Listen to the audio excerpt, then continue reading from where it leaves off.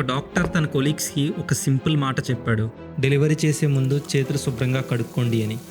అంతే, ఆ మాట చెప్పిన తర్వాత అతని జీవితమే మారిపోయింది. అతన్ని పిచ్చోడని డిక్లేర్ చేశారు. మెంటల్ హాస్పిటల్లో పెట్టారు. కొన్ని రోజుల తర్వాత అతను అక్కడే చనిపోయాడు.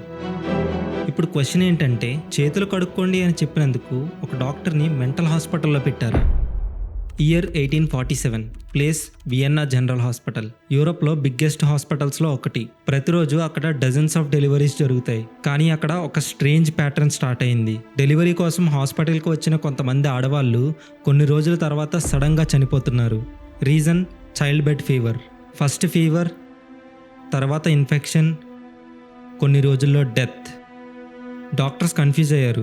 ఎవరికి ఏం అర్థం కాలేదు. ఎందుకు జరుగుతుంది, ఎలా స్ప్రెడ్ అవుతుంది, ఆన్సర్ ఎవరికి దొరకలేదు. సిచ్యువేషన్ ఎంత డేంజర్గా అయ్యిందంటే ప్రెగ్నెంట్ ఉమెన్ హాస్పిటల్కి వెళ్ళడానికి భయపడిపోయారు.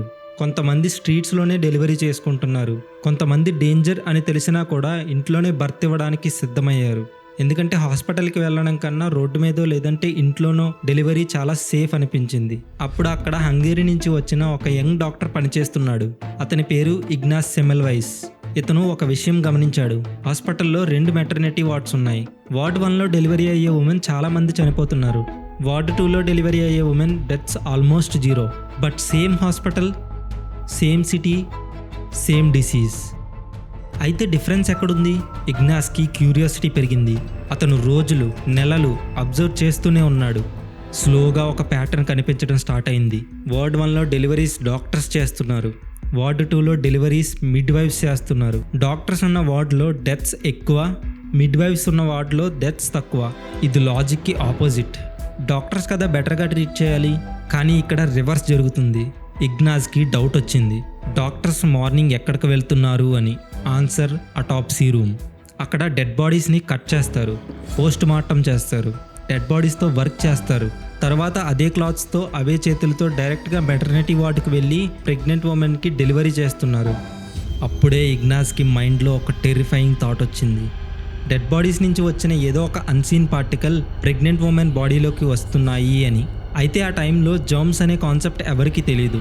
కానీ ఇగ్నాస్కి స్ట్రాంగ్ సస్పిషన్ ఉంది. సో అతను ఒక సింపుల్ రూల్ పెట్టాడు. డెలివరీ చేసే ముందు డాక్టర్స్ క్లోరిన్ వాటర్తో చేతులు కడుక్కోవాలి అని మ్యాండేటరీ చేశాడు. డాక్టర్స్కి ఇది నచ్చలేదు, కానీ రూల్ ఇంప్లిమెంట్ చేశారు. అప్పుడు జరిగింది ఇంక్రెడిబుల్. కొన్ని వారాల్లోనే childbed fever deaths almost 0 అయిపోయాయి. స్టాటిస్టిక్స్ క్లియర్గా చూపించాయి. Before hand wash dozens of deaths, after hand wash almost 0 deaths. Problem solve అయ్యిందని ఇగ్నాస్ అనుకున్నాడు. కానీ అసలైన ప్రాబ్లం అప్పుడే స్టార్ట్ అయింది. ఇగ్నాస్ తన డిస్కవరీని అక్కడ ఉన్న డాక్టర్స్కి ఎక్స్ప్లెయిన్ చేశాడు. మీరు చేతులు కడుక్కోకపోవడం వల్లే ఆడవాళ్ళు చనిపోతున్నారు అని. కానీ డాక్టర్సే పేషెంట్స్ని చంపేస్తున్నారు అనే థాట్ వాళ్ళకి నచ్చలేదు. ఇగ్నాస్ ప్రూఫ్ చూపించాడు, స్టాటిస్టిక్స్ చూపించాడు, లెటర్స్ రాశాడు. కొన్ని రోజులు, వారాలు, నెలలు, సంవత్సరాలు గడిచాయి. కానీ అతను చెప్పింది ఎవ్వరూ పట్టించుకోలేదు. కొన్ని డేస్కి అతనికి ఫ్రస్ట్రేషన్ పెరిగింది. కొన్ని లెటర్స్లో డైరెక్ట్గా డాక్టర్స్ ఆఫ్ ద మడ్రస్ అని రాయడం స్టార్ట్ చేశాడు. ఆ మూమెంట్ నుండి మెడికల్ కమ్యూనిటీ అతన్ని ఒక ఎనిమీలా చూడడం స్టార్ట్ చేసింది. ఇగ్నాస్ బిహేవియర్ అగ్రెసివ్ అయ్యింది. అతని సిస్టంతో ఫైట్ చేస్తూనే ఉన్నాడు. కానీ 1865లో ఇదంతా చూస్తున్న వాళ్ళ కొలీగ్స్ ఒక డెసిషన్ తీసుకున్నారు. అతనికి పిచ్చి పట్టిందేమో అని మెంటల్ హాస్పిటల్లో పెట్టారు. అతను రెసిస్ట్ చేశాడు. గార్డ్స్ అతన్ని కొట్టడం స్టార్ట్ చేశారు. కొన్ని రోజుల తర్వాత అతని బాడీలో ఇన్ఫెక్షన్ స్టార్ట్ అయింది. ఐరనీ ఏంటంటే అతను లైఫ్ మొత్తం వార్న్ చేసిన అదే విషయం, ఇన్ఫెక్షన్. ఆ తరువాత కొన్ని రోజుల్లో ఇగ్నాస్ అక్కడే చనిపోయాడు. కొన్ని డికేడ్స్ తర్వాత ఒక ఫ్రెంచ్ సైంటిస్ట్ ఒక రెవల్యూషనరీ థియరీని అనౌన్స్ చేశాడు. అతని పేరే లూయిస్ పాస్చర్. ఆ థియరీ పేరు జర్మ్ థియరీ. ఆ థియరీలో అతను ప్రూవ్ చేసింది మైక్రో ఆర్గానిజమ్స్ కూడా డిసీజెస్ స్ప్రెడ్ చేస్తాయని. అప్పుడు వరల్డ్కి అర్థమైంది ఇగ్నాస్ చెప్పింది నిజమని. డాక్టర్స్ చేతులు కడుక్కోకపోతే డిసీజెస్ స్ప్రెడ్ అవుతాయని. ఇప్పుడు ప్రతి హాస్పిటల్లో సర్జరీ ముందు హ్యాండ్ వాష్, శానిటైజేషన్ స్ట్రిక్ట్గా ఫాలో అవుతారు. డాక్టర్స్ గ్లౌస్ వేసుకుంటారు, స్టెరిలైజేషన్ రూల్స్ ఫాలో చేస్తారు.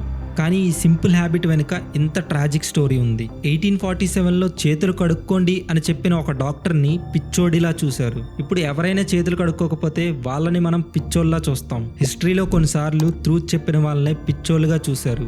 అంటిల్ అన్లెస్ టైం ప్రూవ్ చేసేంత వరకు.